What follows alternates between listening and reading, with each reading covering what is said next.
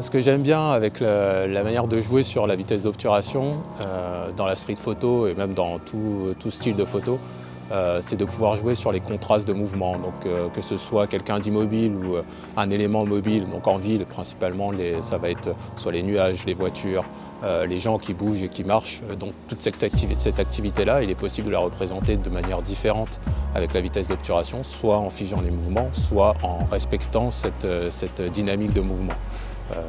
Et donc quand on joue sur la vitesse d'obturation, ça nous permet d'avoir un contraste et une possibilité créative assez variée. Ça me permet de varier les options créatives dans la street photographie. Bonjour à tous, je me présente Olivier Costier. Vous pouvez me retrouver sur les réseaux sociaux au nom de Photo Costier. Donc aujourd'hui, moi je suis visionnaire Olympus et je vais vous présenter un petit peu aujourd'hui à Paris ce qu'il est possible de faire avec l'utilisation de la vitesse d'obturation. Donc je vais vous montrer un petit peu ce qu'on peut faire en termes de capture d'instantané et aussi de capture du mouvement. Ça vous permettra de voir un petit peu les capacités créatives qu'on pourra faire. Et l'outil que je vais utiliser aujourd'hui, donc l'appareil photo, ça va être un EM1 Mark III accompagné de l'objectif 1200. C'est un kit assez polyvalent et ça nous permettra d'explorer un petit peu les différentes possibilités vis-à-vis de la vitesse d'obturation. Donc c'est parti.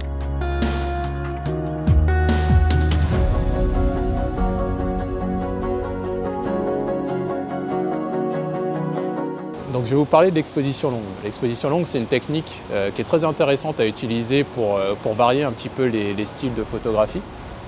Donc c'est une technique qu'on utilise assez souvent quand la luminosité se fait rare, donc soit en fin de journée ou pendant la nuit, parce que ça nous permet de pouvoir étendre en fait la portion de temps qu'on peut capturer pour faire une photo. Mais on peut être aussi créatif et utiliser cette technique en pleine journée. Ce qui nous permet d'avoir beaucoup plus de possibilités de capturer et d'illustrer en fait le mouvement et les activités dans la ville et donc de capturer vraiment ce mouvement des personnes, des éléments qui vont bouger et de mettre en avant un contraste de dynamisme dans la ville.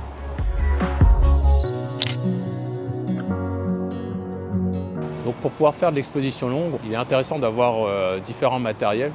Donc le matériel de base qu'on peut utiliser que ce soit de jour ou de nuit, donc principalement le trépied qui va permettre d'avoir une stabilité à toute épreuve et qui nous permet de faire des expositions que ce soit de 1 seconde à 10 secondes en fonction de ce qu'on souhaite réaliser.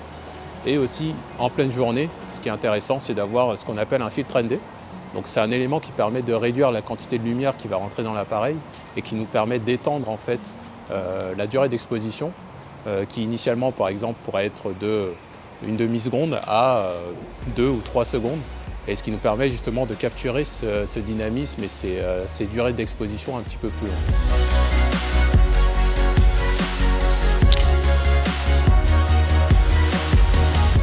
Donc l'élément principal de l'exposition longue, c'est de capturer le mouvement.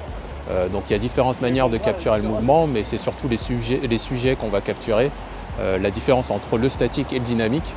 Et donc ça peut être capturer l'eau qui bouge, capturer les voitures qui bougent, les gens qui passent. Vraiment tous ces éléments-là, c'est de capturer le contraste entre le statique et le dynamique en utilisant la technique de l'exposition.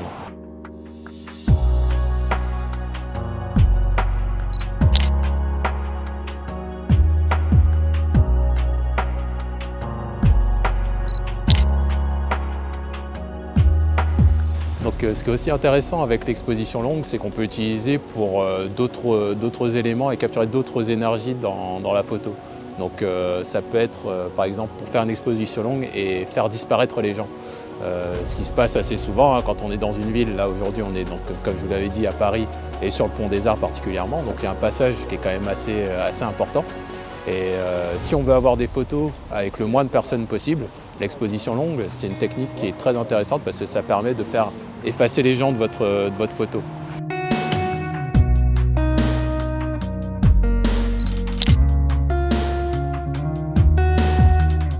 Et donc une autre technique qu'on peut aussi utiliser avec l'exposition longue, c'est le time-lapse. Le time-lapse qui est donc une technique où on va prendre plusieurs expositions à intervalles réguliers et qui permet donc de recréer un mouvement ou, comme je vous le disais juste avant, d'utiliser l'exposition longue pour faire effacer les gens. Donc ce qui est intéressant avec le boîtier, le Olympus EM1 Mark III, c'est que l'option time-lapse est déjà intégrée dans le boîtier.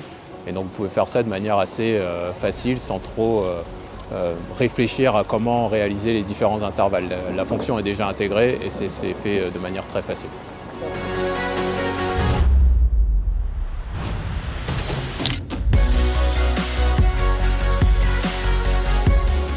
Donc une autre technique de la longue exposition que j'aime bien utiliser, qu'on va appeler le panning, c'est à l'inverse de ce que je vous ai parlé au niveau de la longue exposition où on va avoir l'appareil qui va être fixe. Cette fois-ci, l'appareil, on l'a en main et on va le faire bouger à la même vitesse que le sujet qu'on cherche à suivre.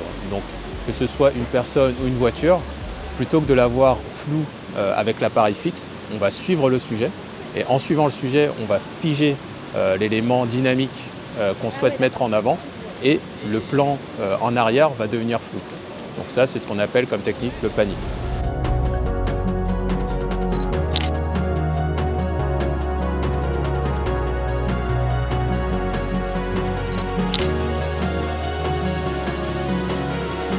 Donc petit bonus, pour faire une exposition longue, ce que je vous raconte, c'est principalement pour ce boîtier, donc le M1 Mark III. C'est qu'il y a une fonction qui vous permet de faire des expositions longues directement sans filtre ND et donc qui vous permet d'aller jusqu'à un filtre ND5 pour faire de l'exposition longue. Si vous n'avez pas de matériel pour pouvoir faire l'exposition longue, donc comme je vous l'ai dit, le trépied ou le filtre ND, vous avez toujours la possibilité de pouvoir fermer votre objectif et donc de passer à une ouverture très fermée, donc f14, f15, f22, justement pour vous permettre de tirer un petit peu la vitesse d'obturation et donc de vous permettre d'avoir des petites expositions. Donc vous n'irez peut-être pas à la seconde et demie, à la seconde, mais peut-être une demi-seconde, un quart de seconde qui vous permettra déjà de capturer un petit peu de mouvement.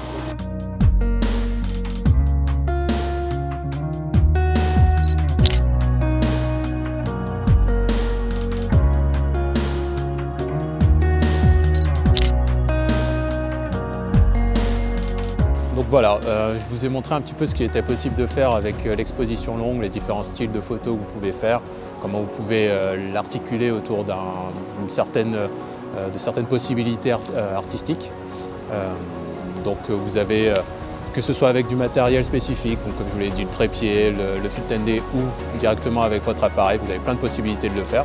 Donc j'espère que ça vous a donné envie de le faire et à la prochaine.